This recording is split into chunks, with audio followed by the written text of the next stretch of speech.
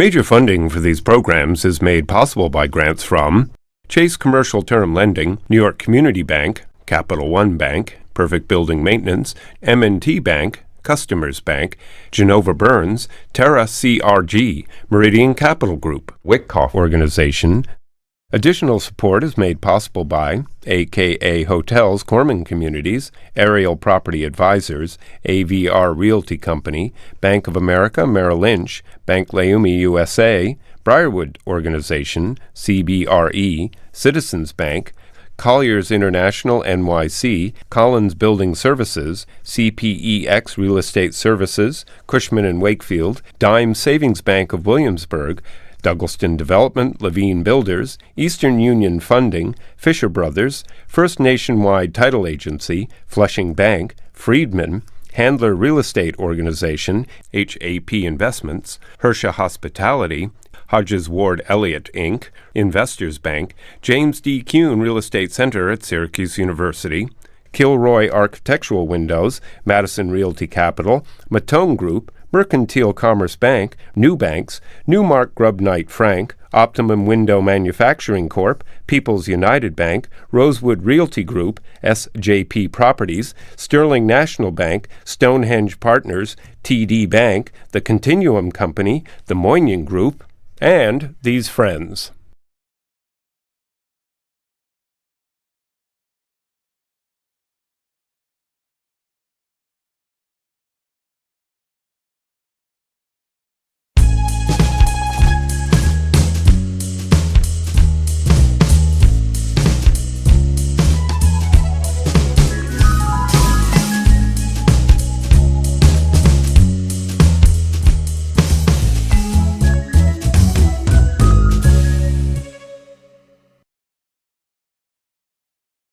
You know, I grew up in Israel. Maybe I'll play soccer.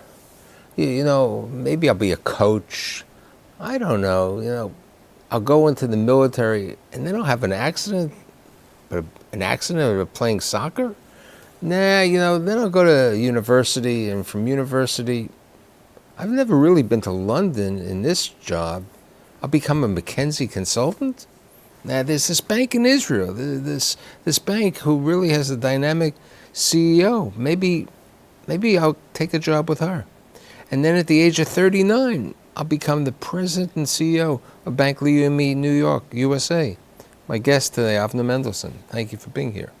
Great being here with you, Michael. So tell me about your grandparents, how they arrived in Israel. My grandparents. So I didn't get to meet any of my grandfathers. They both died before I was alive and before I was born. But your grandfather on your father's side, you told me an interesting story. He was from Berlin, and Goering's or Goebbels? Goebbels. He was studying, doing his PhD in economics in Berlin. Apparently, his classmate was Joseph Goebbels, and they graduated pretty much the same time, but they chose different parties to go work for in the political arena. My grandfather went to work as the economic advisor for the Social Democrat Party, and Goebbels obviously, as we know, chose a different party. You said to me they were in Berlin. Then he relocated because in the mid-30s it wasn't safe to be in Berlin. Basically, the minute Hitler won the elections and took power, he had to flee the country. Not because only he was Jewish, because of the political affinity that he had with the rival political party. So he basically left my grandmother and my father back in Berlin and fled to Amsterdam. And a couple of weeks or months later, got them over to join him in Amsterdam, and that's basically 1933 is when they left Germany. And what they do in what did he do in Amsterdam, your grandfather? So it's funny because my father finds it hard to explain to me exactly what he did at that time, but he was working as an economic advisor. He was involved a little bit with the Zionist movement as well as doing economic advisory work. And when do they leave Amsterdam to go to Tel Aviv? 1938, just after Kristallnacht happened in Germany. They got certificates to come and move to Tel Aviv. So who went? Your My grandparents? grandparents with And my father. Your father as was well, born in like 1929. 29, in right? Berlin, yes.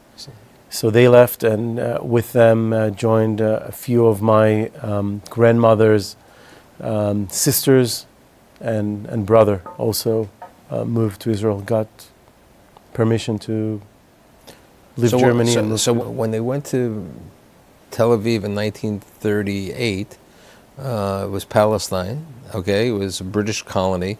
What did his grandfather do? my grandfather started working for the Jewish establishment, the Zionist movement, the Jewish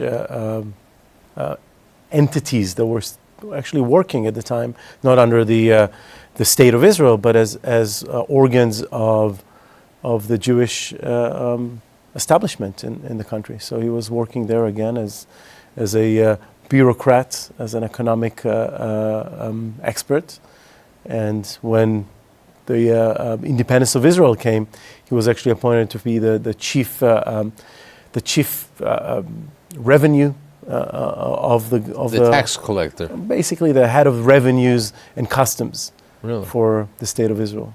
Now, you said to me on your mother's side, they arrived many years before. Yeah, they've arrived from Russia in the early stages of the previous century, so early 1900. Where they reside? When Haifa, which is the so northern the port city, city. the port city of Israel at the time. Yes. So how does your father is 9 years of age when he moves over. 17, he's involved with the war. He is, he wasn't, he was involved because he joined one of the youth movements that were involved with building up the kibbutzes in Israel. And he joined a kibbutz in the northern part of Israel called Chulata. And that's where he met my mother as well. It was also a part of the Jewish... Now, you said to me your father was very involved with irrigation. Yes, yes. As part of working in a kibbutz or living in a kibbutz, agriculture was a big portion of what the kibbutz was doing. And my father early on got involved in the whole aspects of irrigation, and through the years became a known expert on automation and drip irrigation. And later on, after we left the kibbutz, continued to work for one of the leading irrigation companies. And you said to me when you were young, you were even living in New York, in Florida one time? When we were 8, because of my father's work with the irrigation company, he had a lot of projects in Latin America. So he took a year where the whole family moved basically to Miami, and we lived there for 1 year while he was doing a lot of work. And then you went back to Israel? And then we went back to Israel. Now, you told me a story which truly hits home with your family. You're one of 3 brothers. Correct. And you had a sister. So tell me about your sister, because it's 1985. Yes, my sister, 1985, I was 11 years. It was late November. She was 22 years old, just finished the army, and was on her way for what many Israelis used to do and still do, which is take a gap year before they figure out what the hell they want to do with Which her brother did later on. Yeah, Right. with which all of her siblings have done. And she decided to go travel in the Far East together with a female friend. And the way at that time to get cheap tickets to fly to the East was to take ferries from Haifa to Athens and then buy tickets there. Obviously, there was no internet or other forms of buying tickets. So you basically arrive in Athens and buy tickets. And so they bought the cheapest ticket they could find, which was with Air Egypt, Egyptair, flying from Athens to Bangkok with a connection in Cairo. And en route from Athens to Cairo, the plane was hijacked and was diverted to Malta, where it landed. And that's where all the drama occurred. Now, when it landed in Malta, did they demand anything, or is that when they... They started making some very amorphic, generic demands of negotiations and a release of prisoners, but basically they've started executing passengers. Right, and it wasn't only Israelis on the plane. It wasn't. It was everyone. There was people of various nationalities. There were a few Americans, Canadians, Australians, British, Egyptians, Filipinos. So when did you find out that she was deceased? Well, we found out, actually, unfortunately, from the press, even before the Ministry of Foreign Affairs contacted us, that there's been an incident, and apparently it's involved the plane that my sister was on. And as things folded, we pretty early learned that she was basically the second person to be shot. We didn't know what her situation. Just a few hours later, we've learned that she was in a coma in a hospital in Malta. My parents went with a special doctor who's with a specialty in brain surgery. They flew with him to Malta, where they spent a few days assessing the situation. But basically, the conclusion was very much that she was dead. So had a major impact on the entire family. Obviously, this is. So at this time, is your father still traveling to Latin America at this time? My father is still traveling both to Latin America as well as starting to travel to Central Asia, to the ex-Soviet Union on irrigation republics, also providing support on irrigation. But Latin America remain. So tell me how growing up in Israel in the 80s and 90s was.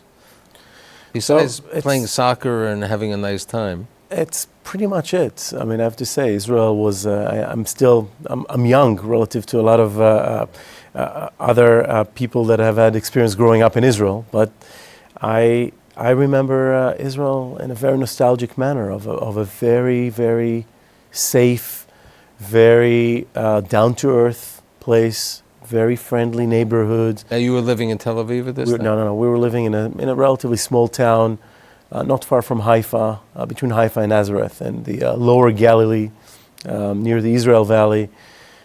Very, very comfortable life, down-to-earth, blue-collar. Did you have any idea that you wanted to get involved with irrigation like your father? No, I knew. Or your brothers who were more involved in technology? No, irrigation, anything to do with work in the garden.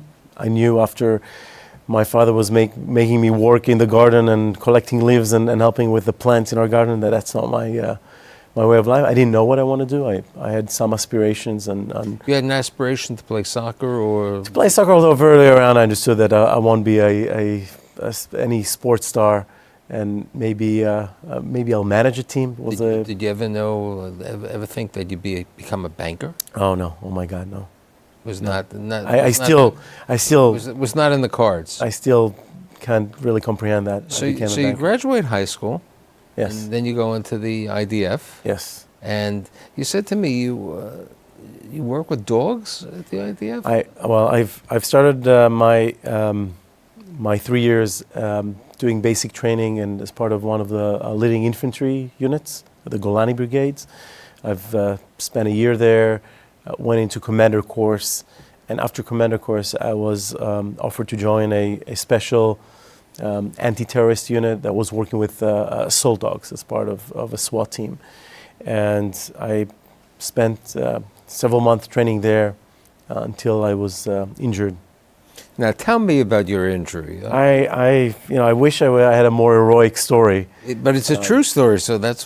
But I was injured one of the weekends playing soccer, and the heroic.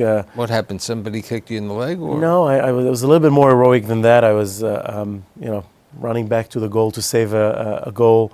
I saved the goal, but in the process, I kicked with my leg, with the face of my leg, the bar.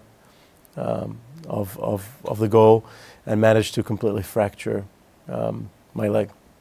So then where'd you spend the next couple of months? Well, hospital and recovery after operation was the first few months, and then I've done what's remained from my service as a Active. operator, in the chief of staff operating war room. So now you finish, and as you said to me, is it the responsibility part of the IDF to take the 1 year around travel? Yeah, I mean, after finishing 3 years, I spent a few months living in Tel Aviv, working as a bartender, saving some money, with the idea to go and taking a year off of traveling and having fun, trying to figure out a little bit what I So where'd wanna you do. travel? I went to Australia and New Zealand, and I spent just less than a year traveling. Doing a little bartending or no? Not really bartending, doing some construction work in Sydney, putting leaflets in people's post boxes, and traveling and having a lot of fun. So when do you come back to Israel now? I come back to Israel in late '97, just when I start going to university, So you decided to go to Hebrew University. Hebrew University in Jerusalem. So with the irrigation background, you could have gone into the Negev, right? yeah. Bar Ilan. Bar Ilan, no, Ben Gurion University Right. and Beersheba. Actually, the Hebrew University is the one that has a campus on agricultural research and academic studies. But that was not my intention. I decided to study. Well, my first inclination was I'll go study computer science or maybe law, just because it sounded flashy, or communication. I didn't have the grades to get admitted to those subjects. And so I've settled for economics and international relations. I thought maybe I'll be a politician or a diplomat. And I said that, let's start with that. And living in Jerusalem seemed like a nice idea of Right, it was changing different from Haifa. different from Haifa, different from Tel Aviv. I was expecting to have more of a student body or a campus life than you would have in Tel Aviv. Had a great time. Mount Scopus, no. Yes, absolutely. So what do you, during the summers, do you have school or do you work? I worked not just during the summers. I worked during the summers. Actually, I tried to take some time off. But during my studies, I worked as a freelance journalist, reporter for one of the leading papers in Jerusalem. What, Haaretz or? It was called Jerusalem. Actually, it's one of the subsidiaries of the leading paper. So what were you doing business journalism or No, just I was generic? covering a little bit of sports and mostly health related. So stories related to hospitals and. So you're there, and then before you graduate, what do you decide you're going to do? I was actually in my third year of my undergrad, just before I was about to graduate. I started doing my master's and preparation for a PhD studies in economics. It seems to me the direction that I was going to take, do a PhD in economics, maybe become an academician, maybe work somewhere with it. I had no real clue of what do I want to do, but doing a PhD in economics, which was a subject I was pretty good at and was quite curious and interested in, seems like a interesting thing to do. And so I've started basically that course of working towards my PhD in my third year. And just before I graduated, I accidentally stumbled across another opportunity. Right, I'm McKinsey. I mean, what did you ever know about a McKinsey consultant? I had no idea what McKinsey was. So how'd this happen? I was planning to meet a friend down in Tel Aviv for a drink. I was on my way, and then he basically tells me that he's going to this event in his university, which was Tel Aviv University, because there's a recruiting event of a company, a global company, that is coming from London to do a recruitment event, and that I should come with him, and then we'll go for a drink. So I said, what the hell, I'll join him. I was on my way anyway. And I was so impressed by the fact that they were serving great food during the reception, and it wasn't plastic or paper plates. It was all, nice porcelain, silver, nice silverware, great food. And they were talking about the work they're doing across the globe, opportunities to travel on their dime, flying business, sleeping in nice hotels, and they're actually paying you to do that. I had no idea what consulting is. I still am not really sure what consulting is. So you graduate Hebrew University, and then they send you to London? Well, before I graduated, I applied. I sent in my CV. I was then invited to do some tests, a few rounds of interviews. They then invited me to London for a last round of interviews. And I find myself, even before graduation, with an offer to relocate to London and come work for a McKinsey & Company. And at that point, while I still didn't really understand what is that McKinsey is doing. I want to be a PhD. I want to be in economics. But the notion of someone paying me and to relocate and live in London and allowing me to travel the globe just seemed like a very So what year is this? sweet idea. That was 2000. So it's 2000, you moved to London.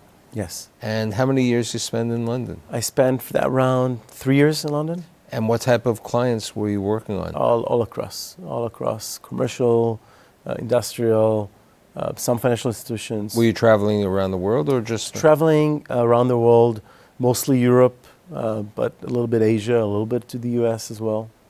So how do they decide, or how do the both of you decide for you to go to Philadelphia to Wharton? Well, basically as part of the McKinsey path or development path, after 2 years they offer you, if they like you, if they want you to stay, they offer you a sponsorship to send you to an MBA, with the condition that you obviously return to the company. And again, the idea that someone will pay for my MBA and allow me to do that. So now the kid goes to Philadelphia. So I moved to Philadelphia, yes. So you're there for 2 years? I was there for 2 years. And then you have an obligation to go back to McKinsey? Yeah, so when I graduated from Wharton, I immediately returned to London to pay back my dues. Your obligation, right? My obligations, and spent another 2 years. Very interesting 2 years with McKinsey. So what happens then? You're the McKinsey consultant. You have your MBA now. You still like being an economist. Banking? I mean, a bank that was probably founded, at the beginning of the 20th century? 1902. So I was close on that. So how do you end up at Bank Leumi of Israel? Very random. I was introduced to the then CEO of the group, a lady by the name of Galia Maor, who was Mrs. Banking, basically, in Israel. The iron woman. The iron woman of banking. Everybody knew who Galia Maor is. Everybody still know who Galia Maor is. I was introduced by a mutual friend in one of my visits to Israel. I had no plans on relocating to Israel at that time. But this friend said, listen, you should probably meet. And she's looking for a chief of staff. I said, fine, I'll meet her.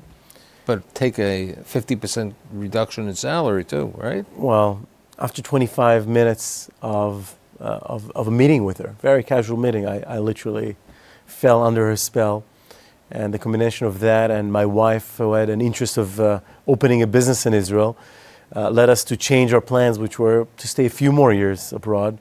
And we jump on a plane, and in the summer of 2007, we go back to Israel and take a 60% pay cut. So you're in Israel now. You're chief of staff for her. Yes. And then you get more involved with strategic planning for the bank also later on.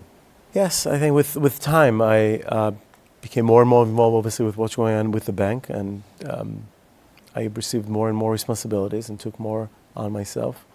And I enjoyed what I was doing. During the period of time when you were working for her, you were traveling back to America once in a while to visit Bank Leumi? A little bit.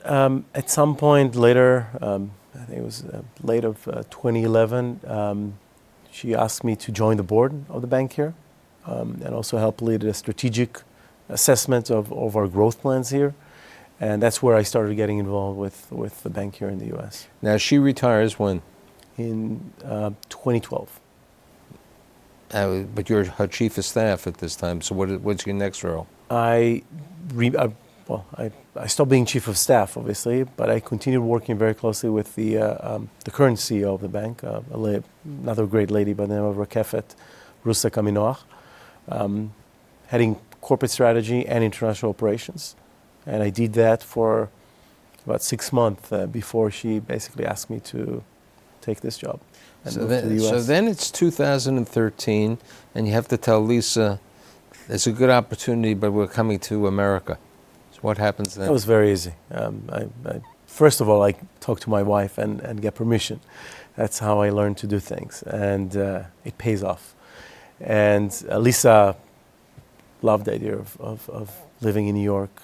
She a little bit held a grudge against me for choosing Wharton over Columbia and taking her to Philly instead of New York. So it was a payback a little bit for her, and she was, very, very supportive of the move.